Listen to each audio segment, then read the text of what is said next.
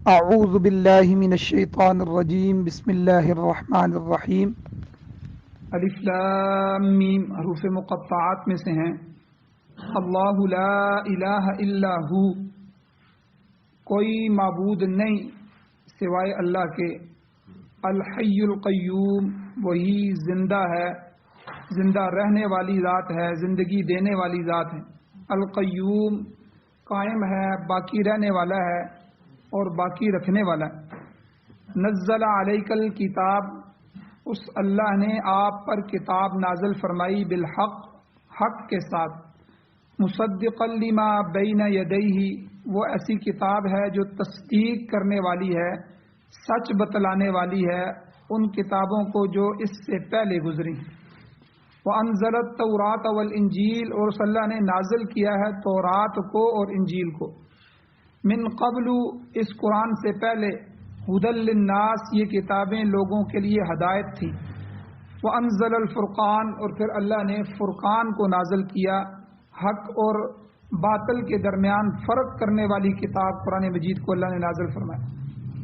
ان الذین کفروا، بے شک وہ لوگ جنہوں نے کفر کیا، بآیات اللہ، اللہ کی آیات کا، اللہ کی آیتوں کا انکار کیا، لہم عذاب شدید، ان کے لیے بہت سخت عذاب ہے۔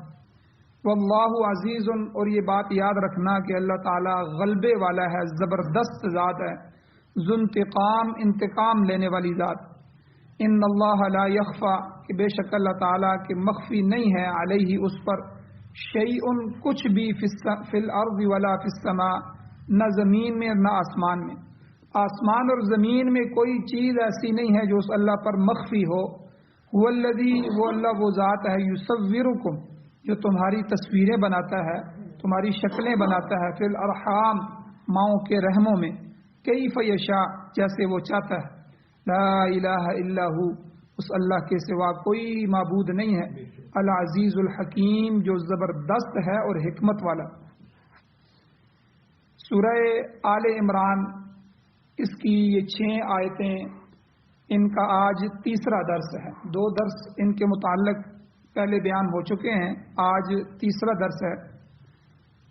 اور پچھلے 2 درسوں کا خلاصہ یہ ہے کہ ایک تو اس سورت کا نام آل عمران کیوں ہے، یہ بیان ہوا، عمران کی اولاد، اور دوسرا یہ عمران کون سے ہیں، 2 عمران ہیں، ایک عمران موسیٰ علیہ السلام کے والد کا نام ہے، دوسرا حضرت مریم کے والد کا نام۔ چونکہ یہاں حضرت مریم اور ان کے بیٹے حضرت عیسیٰ علیہ السلام کا ذکر آ رہا ہے اس صورت میں زیادہ، اس لیے مفسرین فرماتے ہیں یہاں عمران سے مراد حضرت مریم کے والد ہیں، ان کی اولاد کا یہاں تذکرہ کیا جائے۔ اور اسی طرح اس کا زمانہ نزول کیا ہے، اس کے بارے میں بھی تفصیلاً گفتگو ہوئی، اور اس کا مرکزی مضمون کیا ہے اس صورت میں، جس چیز کو زیادہ بیان کیا گیا اس کے بارے میں بھی یہ بات بیان ہوئی کہ سورہ بقرہ جو پیچھے گزری ہے اس کا پہلا حصہ یہودیوں کی اصلاح میں تھا اور دوسرا حصہ مسلمانوں کو احکامات دیے گئے۔ یہاں پہلا حصہ سورہ آل عمران کا عیسائیوں کی اصلاح میں ہے، تقریباً 83 آیات اس کی جو ہے وہ عیسائیوں کی عقائد کے رد کرنے میں، عیسائیوں کی اصلاح میں اللہ نے بیان فرمائے ہیں۔ اس کے بعد جو ہے مسلمانوں کو احکامات بھی دیے۔ اور اسی طرح اس کا شان نزول کیا ہے، وہ نجران کا وفد ہے جو حضور سے مناظرہ کرنے کے لیے آیا تھا، بس و مباحثہ کرنے کے لیے آیا تھا، اور اس کی تفصیل یہ ہے کہ اس میں 60 افراد تھے اور 3 بڑے سردار تھے، 14 آدمی سرکردہ قسم کے آدمی تھے۔ بڑا اہم قسم کا یہ وفد تھا جو حضور کے پاس آئے، اور اس کے 2 مقاصد تھے۔ ایک مقصد تو ان کا حضور کے پاس آنے کا سیاسی مقصد تھا کہ حضور نے سارے عرب پر قبضہ کر لیا تھا، سارا عرب حضور کے پاؤں کے نیچے آ گیا اور اکثر لوگ مسلمان ہو گئے، قبائل جوک در جوک اسلام میں داخل ہونے لگے، اور جو مدینہ کے اندر یہودی تھے، گویا کہ بنو نذیر، بنو قینقاع، بنو قریظہ، یہ 3 بڑے قبائل تھے یہودیوں کے، تینوں کو حضور نے ختم کیا، 2 کو جلا وطن کیا، مدینہ خالی کرو، تیسرے کو جو ہے حضور نے قتل کیا، ان کی عورتوں کو غلام بنایا گیا، ان کے بچوں کو غلام بنایا، ان کے مال غنیمت کے طور پر تقسیم کیے گئے۔ وجہ اس کی یہ تھی کہ جب پورا عرب مسلمانوں کے خلاف غزوہ خندق میں آیا تو یہ اندر سے ان یہودیوں نے سازش کی اور ان لوگوں کو پناہ دی اور مسلمانوں کو ختم کرنے کی کوشش کی. یہ تو اللہ کی طرف سے تھا کہ اللہ نے حضور کو فتح دے دی. تو پھر اس فتح کے بعد ان عہد شکنوں کا یہ علاج کیا گیا کہ ان کو ختم کیا گیا. دوسرا بڑا مقصد اس وفد کا جو نجران سے یمن سے آیا تھا اس کا عیسائیت کی تبلیغ یعنی مذہبی مقصد تھا، اس میں بھی وہ ناکام ہوئے. اور اسی طرح اس صورت کا جو موضوع بحث ہے وہ الوہیت ہے، اللہ کی الوہیت کو بیان کرنا. اللہ ہی الہ ہے، اللہ کے سوا کوئی الہ نہیں، اللہ کے سوا کوئی معبود نہیں. کل کے درس میں میں نے کہا کہ حضور علیہ السلام نے 4 دلائل ایسے پیش کیے، الوہیت کی 4 صفتیں ان کے سامنے پیش کی کہ اگر تم کہتے ہو عیسیٰ علیہ السلام الہ ہے تو پھر ان کے اندر بھی یہ صفات ہونی چاہیے. انہوں نے اس کا انکار کیا کہ ہم مانتے ہیں یہ 4 صفتیں صرف اللہ کے اندر پائی جاتی ہیں اور جو ہے عیسیٰ علیہ السلام کے اندر یہ 4 صفتیں نہیں پائی جاتی. پھر اس کے بعد ایمانیات کا بیان شروع ہوتا ہے کہ سورہ بقرہ کے آخر میں اللہ نے آمن الرسول بما انزل سے ایمانیات کو بیان کیا. تو سورہ آل عمران میں اللہ نے شروع میں ہی جو ہے ایمانیات کو بیان کرنا شروع کیا. پہلی آیت سے ہی الف لام میم اللہ لا الہ الا هو الحی القیوم. پھر اللہ نے 2 قسم کے دلائل دیے، عقلی اور نقلی دلائل کہ الوہیت کو سمجھانے کے لیے، اپنے آپ کو معبود ثابت کرنے کے لیے اللہ نے 2 قسم کے دلائل دی. ان کی تفصیل بھی کل بیان ہوئی. اب آگے اللہ نے فرمایا نزل علیک الکتاب بالحق، اے میرے پیغمبر، اے حضور، آپ پر جو کتاب نازل کی ہے وہ اللہ نے نازل کیا بالحق، وہ سچی کتاب ہے، اس کے اندر کسی قسم کا جھوٹ نہیں بلکہ جھوٹ کا شبہ بھی نہیں. شروع میں اللہ نے فرما دیا الف لام میم ذالک الکتاب لا ریب فیہ، یہ وہ کتاب ہے جس میں شک کی گنجائش ہی نہیں، کسی قسم کی کوئی شک نہیں ہے. جو حکم ہے اللہ کا صاف ستھرا حکم ہے اور اس میں بے شمار حکمتیں ہیں. اللہ نے اپنی حکمتوں کو بھی بیان فرمایا. تو اس لیے میرے محبوب نزل علیک الکتاب بالحق، ہم نے آپ پر جو یہ کتاب نازل فرمائی ہے یہ حق ہے. ایک بات. دوسری بات یہ ہے کہ مصدقا لما بین یدیہ، اپنے سے پہلے آنے والی کتابوں کی تصدیق کرنے والی ہے، تکذیب نہیں کرتی. یہ کتاب جگہ جگہ کہتی ہے دیکھو تورات بھی اللہ نے نازل فرمائی، انجیل بھی اللہ نے نازل فرمائی، پہلے پیغمبر بھی اللہ نے بھیجے، وہ اپنی قوموں کے لیے ہدایت کا سبب تھے، ہدایت کا پیغام لے کر آئے. تو یہ ساری تصدیق جو ہے قرآن مجید کرنے والے ہیں. اور اللہ نے فرمایا وَأَنزَلَ التَّوْرَاةَ وَالْإِنجِيلَ، ہم نے تورات اور انجیل بھی نازل فرمائی. تورات کا متعلق کل میں نے بتایا تھا کہ تورات کا مطلب ہے قانون، اور یہ خود بنی اسرائیل نے اللہ سے مانگا تھا کہ اب فرعون غرق ہو چکا ہے، ہمیں ایک ایسا قانون چاہیے کہ جس کے مطابق ہم اپنی زندگی گزاریں. اور آگے والانجیل، انجیل بھی اللہ نے نازل فرمائی. اس کے متعلق بھی کل یہ بیان ہو گیا تھا کہ انجیل جو ہے یہ حضرت عیسیٰ علیہ السلام کی زندگی کے آخری جو 3 سال ہے اس میں جو انہوں نے خطبے دیے، جو انہوں نے دروس دیے، جو ان کے فرامین تھے، وہ جو ہے 3 سالوں کے خطبے ہیں. اور وہ آپ کی زندگی میں لکھے نہیں گئے بلکہ آپ کے شاگرد ان کی زبانی تبلیغ کرتے تھے. ایک مدت کے بعد جب حضرت عیسیٰ علیہ السلام کے معتقدین جو تھے وہ یہودیوں سے الگ ہوئے تو اس وقت جو ہے انہیں عیسائی کہا جانے لگا. اس وقت انہوں نے ان کو لکھا اور پھر جو ہے 34 انجیلیں لکھی گئیں. آپ اندازہ لگا ہر انجیل دوسری انجیل سے مختلف. پھر ان میں سے اناجیل اربع، لوکا، متی، یوحنا، یہ جو ان کی 4 انجیلیں ہیں بڑی، یہ 4 انجیلیں جو ہے وہ الگ کی گئیں. اب یہ 4 انجیلیں بھی ایک دوسرے سے مختلف ہیں. آپ اندازہ لگائیں تو قرآن مجید کو اللہ جل شانہ نے کتنی اہمیت عطا فرمائی کہ جب سے قرآن نازل ہوا ہے اور آج تک اس میں ایک زبر زیر کا فرق بھی نہیں آیا. اللہ نے اس کی حفاظت فرمائی. آگے اللہ نے فرمایا من قبل ھدی للناس، یہ تورات اور انجیل پہلے لوگوں کی ہدایت کے لیے اللہ تعالی نے نازل فرمائی تھیں. انبیاء بنی اسرائیل جو تھے انہی کتابوں کے احکامات کی تجدید کے لیے آتے رہے. آپ دیکھیں کہ بنی اسرائیل میں موسیٰ علیہ السلام کے بعد حضور علیہ السلام تک، عیسیٰ علیہ السلام تک جو ہے کم و بیش 4000 انبیاء آئے. ہر نبی کو کتاب نہیں دی گئی. کتاب موسیٰ علیہ السلام کو دی گئی باقی جتنے بھی نبی آتے رہے وہ سارے تورات کے مطابق ہی جو ہے لوگوں کو چلاتے رہے، اسی کے مطابق۔ یہی اللہ نے فرمایا من قبل ھدی للناس، ٹھیک ہے، اس قرآن کے آنے سے پہلے یہ کتابیں لوگوں کے لیے ہدایت تھی، تاکہ وہ وقت آ گیا کہ وہ انزل الفرقان، اللہ نے پھر قرآن پاک کو نازل فرمایا۔ اس مقدس اور آخری کتاب کے ذریعے اللہ نے سابقہ تمام احکامات کو منسوخ کر دیا کہ جب یہ کتاب نازل ہو گئی اب پچھلی کتابیں منسوخ، اب ان کا کوئی حکم نہیں چلے گا، اب قرآن کا حکم چلے گا، اور قیامت تک آنے والے لوگوں کے لیے ان کی ہدایت اسی قرآن مجید میں ہے، اور یہ قرآن کے احکام ان کے لیے رشد و ہدایت کے منبع ہیں، مرکز ہے۔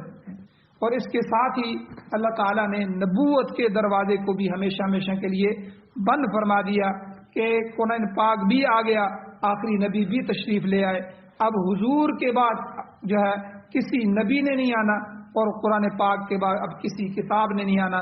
جس طرح حضور قیامت تک آنے والی انسانیت کے نبی ہیں، اسی طرح قرآن مجید قیامت تک آنے والی انسانیت کے ہدایت کا سبب ہے اور ان کی کتاب۔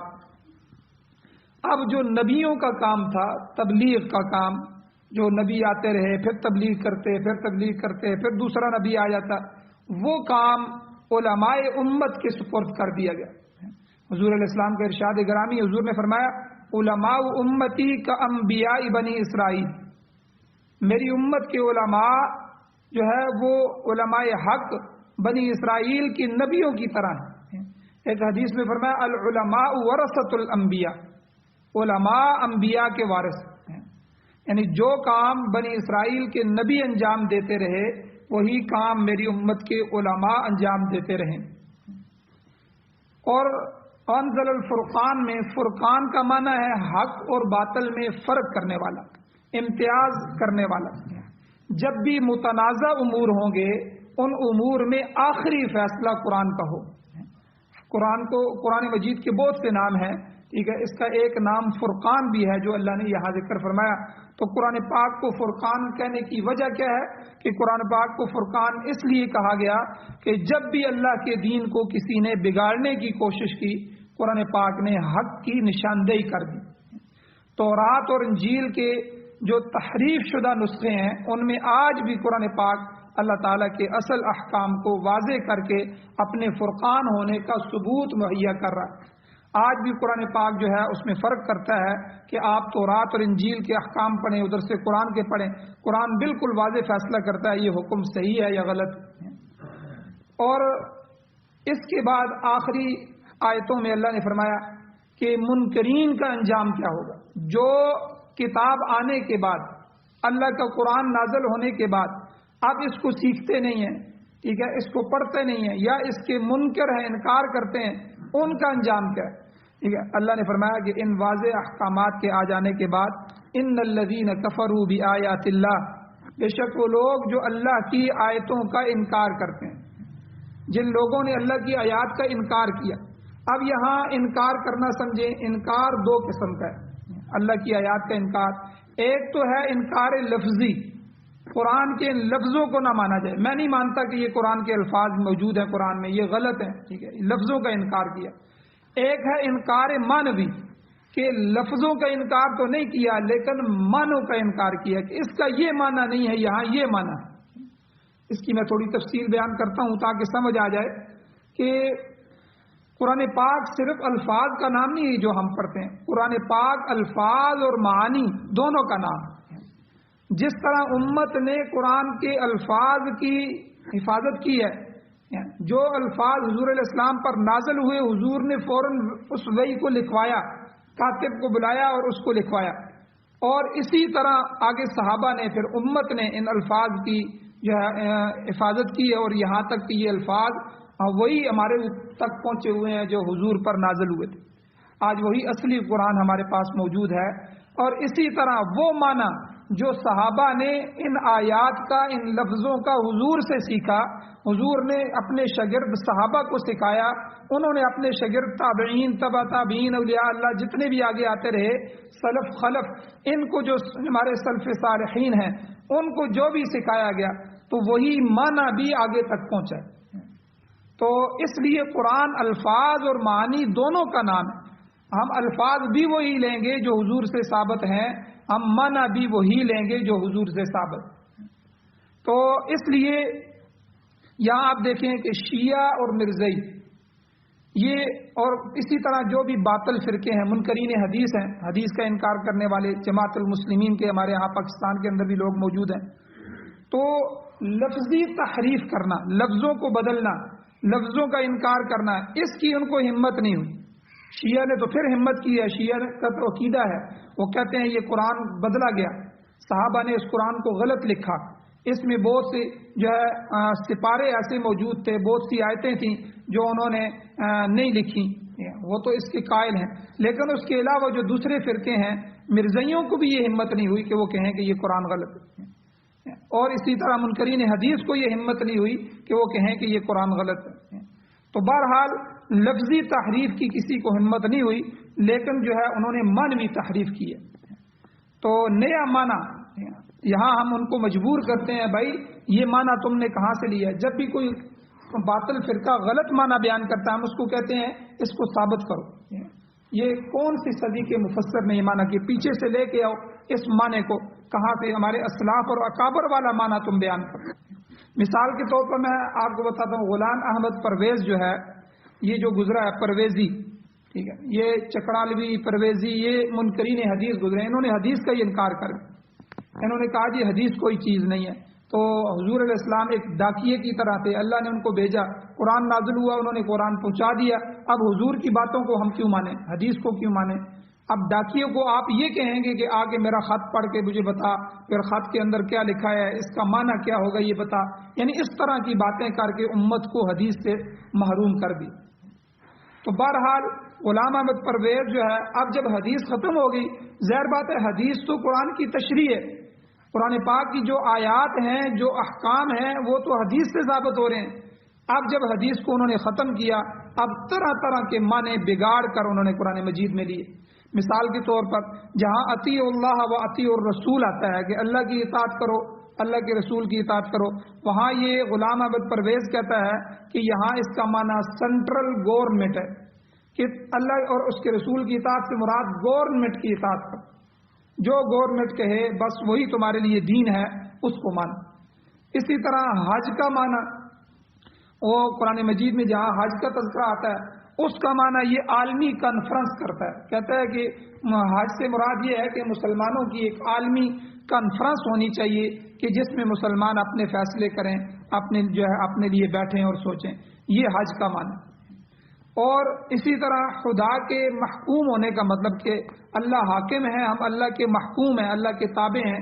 تو اس کا مطلب وہ کہتا ہے اپنی فطرت کا محکوم بننا ہے. جو انسان کا فطرت ہے، فطرت کا جو ہے فطرت حاکم ہے اور یہ اس کا محکوم.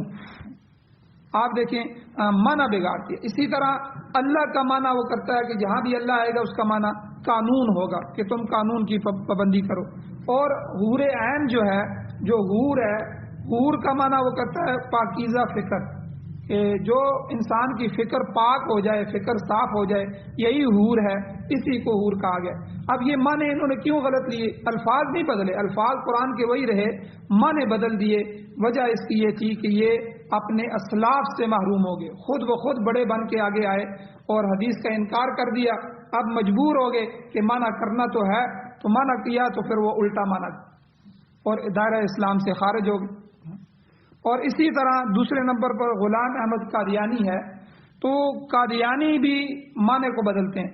اب بالآخرت ہم یوقنون، سورہ بقرہ میں آتا ہے کہ آخرت پر ایمان والے وہ یقین رکھتے ہیں. ٹھیک ہے، ایمان والوں کی صفات اللہ نے بیان فرمائی، آخر میں فرمایا وبالآخرت ہم یوقنون، آخرت پر وہ یقین رکھتے ہیں. اب دیکھیں آخرت کا معنی کیا ہے؟ قیامت کا دن.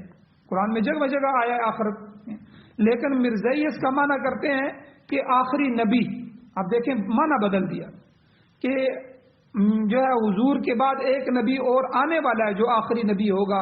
ٹھیک ہے، اب حضور پر قرآن نازل ہو رہا ہے، ہم مانتے ہیں قرآن نازل ہو رہا ہے، وہ مرزائی کہتے ہیں. لیکن یہاں وہ بالآخرت ہم یوقنون سے مراد یہ ہے ان کے بعد ایک نبی اور آئے گا جو قادیان سے اٹھے گا، مرزا قادیانی ہوگا، وہ نبی جو ہے اس پر ایمان والے یقین رکھتے ہیں. دیکھیں معنی کتنا بدل گیا. تو لفظ نہیں بدلا انہوں نے، مانوی تحریف کر دی مرزائیوں نے۔ اسی طرح خاتم النبیین، نبیوں کو ختم کرنے والے، حضور نبیوں کو ختم کر دیا، حضور آخری نبی تھے، حضور خاتم النبیین ہیں، نبیوں کے سلسلے کو حضور کے آنے کے بعد بند کر دیا گیا، ختم کر دیا گیا۔ یہ معنی ہے جو پیچھے سے چلا آ رہا ہے خاتم النبیین کا۔ مرزائی کیا معنی لیتے ہیں؟ مرزائی کہتے ہیں کہ ختمہ تو کہتے ہیں مور لگانے کو۔ اب حضور تو آخری نبی تھے، ہم بھی مانتے تھے، اب حضور کے بعد کوئی باقاعدہ نبی نہیں آئے گا، ذلی اور بروزی نبی آئے گا جو ان کا سایہ ہوگا، بروز ہوگا، یعنی یہ بیچ میں سے گڑبڑ کر دی۔ کہا اب حضور مور لگائیں گے، حضور کی مور سے آگے نبی بنیں گے۔ آپ دیکھیں خاتم کا معنی ایک مور بھی آتا ہے، حالانکہ یہاں مور کا معنی نہیں مراد دیا گیا، ساری امت نے یہاں خاتم کا معنی ختم لیا ہے کہ حضور اس سلسلے کے، نبیوں کے سلسلے کو ختم کرنے والے ہیں، پورا کرنے والے ہیں، مکمل کرنے والے ہیں۔ اب یہ امت سے ہٹ کر مرزائیوں نے جو معنی لیا ہے یہ اپنے آپ سے لیا ہے، یہ سلف خلف سے کسی سے ثابت نہیں۔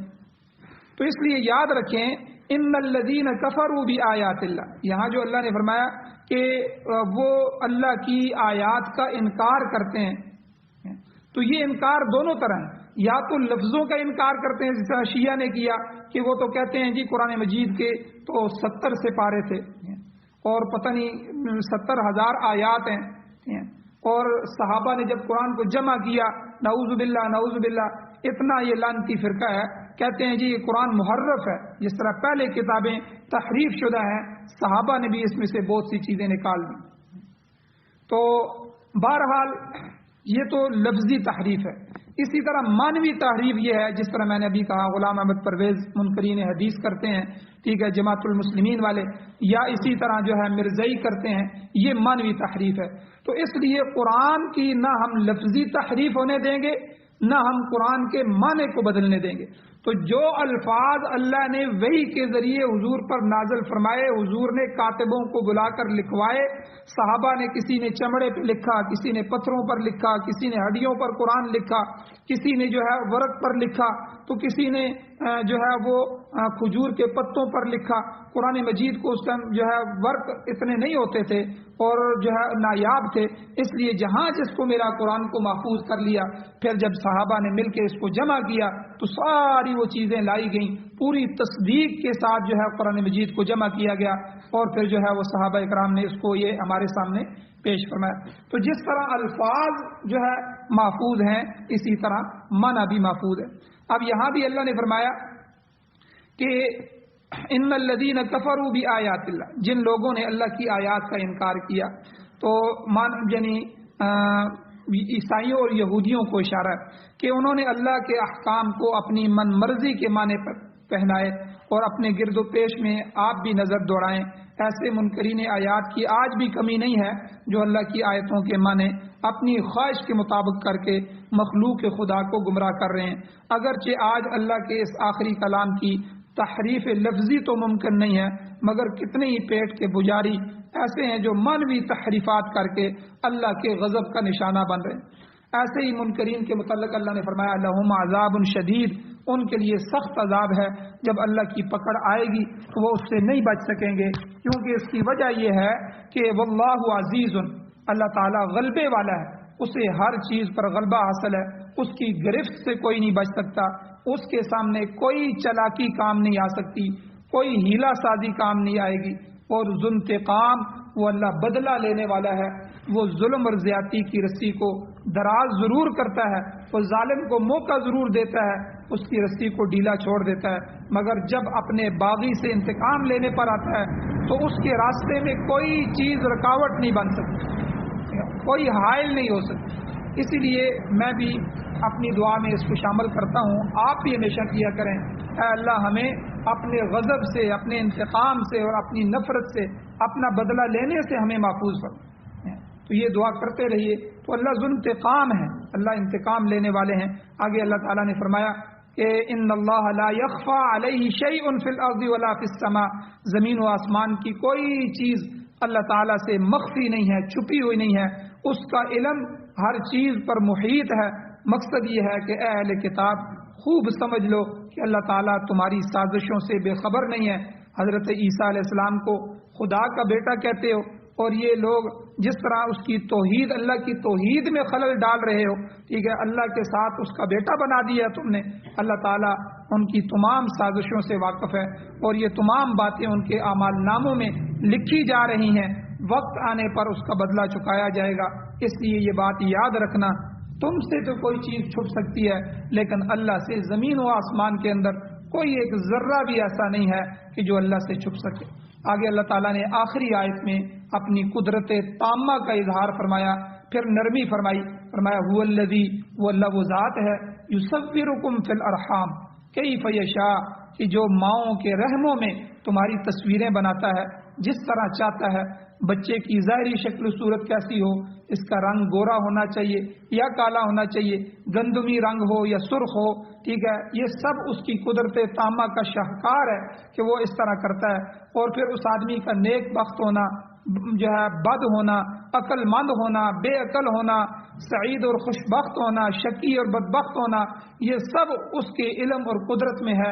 تو یہاں پر علماء نے ایک نقطہ بیان فرمایا کہ یہاں پر اصل میں بنی اسرائیل یعنی یہودیوں اور عیسائیوں کو یہ سمجھانا مقصود ہے کہ عیسیٰ علیہ السلام دیگر مخلوقات کی طرح ماں کے پیٹ سے پیدا ہوئے ہیں، اور ابتدائی حالت سے لے کر پیدائش تک ان پر جو بھی تغیرات گزرے ہیں وہ سب ان کی کتابوں میں لکھے ہوئے ہیں۔ اس کے باوجود یہ لوگ عیسیٰ علیہ السلام کو خدا کا بیٹا کس مشابہت کی بنا پر کہتے ہیں، یہ تو بڑی زیادتی کی بات ہے۔ اور باقی رہی یہ بات کہ وہ کہتے ہیں کہ دیکھو اللہ تعالیٰ نے عیسیٰ علیہ السلام کو بغیر باپ کے پیدا کیا، اس لیے ہم کہتے ہیں کہ ان کا باپ اللہ ہے، وہ اللہ کے بیٹے ہیں۔ تو یاد رکھو اس مالک الملک کے لیے یہ کون سی ایسی بڑی بات ہے، اس نے تو حضرت آدم علیہ السلام کو، حضرت حوا علیہ السلام کو بغیر ماں باپ کے پیدا کیا، ان کو تو بغیر باپ کے پیدا کیا، ماں تو موجود تھی۔ آپ آدم علیہ السلام کو دیکھو کہ اللہ نے ان کو بغیر ماں اور بغیر باپ کے پیدا کیا، تو کیا وہ بھی اللہ کے بیٹے ہو گئے؟ نہیں، بلکہ وہ اللہ کی مخلوقات ہیں۔ آگے اللہ نے فرمایا لا الہ الا هو العزیز الحکیم، کہ معبود حقیقی وہی ہے، اس کے علاوہ کوئی عبادت کے لائق نہیں ہے، کیونکہ عبادت کے لائق وہی ہو سکتا ہے جو قدرت کاملہ کا مالک ہو، جس کا علم ہر چیز پر حاوی ہو، محیط ہو۔ یہ صفات صرف اللہ تعالیٰ میں پائی جاتی ہیں، لہذا الہ بھی صرف وہی ہے۔ عیسیٰ علیہ السلام الہ نہیں ہو سکتے، کیونکہ وہ تو مخلوق ہیں، اور نہ وہ قدرت کاملہ کے مالک ہیں، نہ ان کا علم ایسا ہے کہ جو ہر چیز پر ہے، نہ وہ ازلی ابدی ہیں۔ وہ اللہ تعالیٰ عزیز بھی ہے، یعنی ہر چیز پر غالب ہے، اور حکیم ہے کہ اس کا کوئی کام حکمت سے خالی نہیں ہے۔ کائنات کا تمام نظام جو اللہ چلا رہے ہیں اس کے مقرر کردہ اصولوں کے مطابق چل رہا ہے، اس کی حکمت کے ساتھ وہ انجام پا رہا ہے۔ اللہ جل شانہ سے دعا ہے اللہ ہمیں عمل کی توفیق عطا فرمائے، آمین۔ الحمدللہ رب العالمین والعاقبۃ للمتقین والصلاة والسلام علی رسولہ النبی الامی الکریم۔ اللہم ربنا آتنا فی الدنیا حسنۃ وفی الآخرۃ حسنۃ وقنا عذاب النار۔ یا اللہ ہماری کمیوں کوتاہیوں کو معاف فرمائیے، درگزر فرمائیے، صغیرہ کبیرہ گناہوں کو معاف فرمائیے۔ یا اللہ اپنا رحم کرم فضل والا معاملہ فرمائیے، اپنے غضب غصے انتقام اور نفرت سے ہمیں محفوظ فرمائیے۔ قرآن و سنت کی بہاریں نصیب فرمائیے، قرآن و سنت کو سننے، سمجھنے، عمل کرنے اور اس پر یا اللہ اس کی اشاعت کرنے کی توفیق عطا فرمائیے۔ ہماری اولادوں اور نسلوں کو یا اللہ دین کی خدمت کے لیے قبول فرمائیے۔ یا اللہ پوری دنیا کے باطل نظاموں کو ختم فرمائیے، قرآن کا بہترین نظام ہمیں نصیب فرمائیے۔ یا اللہ مظلوموں کی، مقروضوں کی مدد فرمائیے۔ یا اللہ جو پریشان حال ہیں ان کی پریشانیوں کو دور فرمائیے، بے اولادوں کو اولاد عطا فرمائیے۔ یا اللہ جو اولاد والے ہیں ان کی اولاد کو نیک صالح بنائیے۔ یا اللہ جو بیمار ہیں ان کو شفا عطا فرمائیے، جو ایمان کی حالت سے اس دنیا سے جا چکے ہیں یا اللہ ان سب کی بخشش فرمائیے۔ صلی اللہ تعالی علی خیر خلقہ محمد وآلہ وصحبہ اجمعین برحمتک یا ارحم الراحمین۔